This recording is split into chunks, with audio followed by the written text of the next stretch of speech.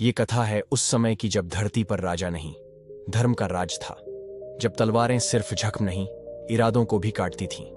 उस समय देवगढ़ का एक यशस्वी योद्धा था, रुद्र। निडर, तेजस्वी और धर्म के लिए मर मिटने वाला। वहीं दूसरी ओर थी वैदेही, एक ऋषि की पुत्री।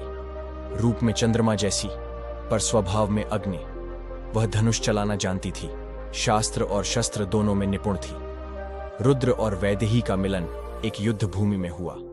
जब वैदेही एक गांव पर हो रहे आक्रमण से अकेले लड़ी और रुद्र उसकी सहायता को आया, युद्ध समाप्त हुआ, पर उनके दिलों में एक नया संग्राम शुरू हो गया, प्रेम का। राज्य ने वैदेही को वीरांगना की उपाधि दी, पर वो चाहती थी सिर्फ एक बात, रुद्र का साथ। लेकिन किस्मत को कुछ और मंजूर था। उत्तर दिशा से असुरों ने आक्रमण किया। राजा ने रुद्र को युद्धभूमि में भेजा। रुद्र ने वचन लिया, जब तक मेरा जीवन है मैं लौटूंगा तुम्हारे लिए।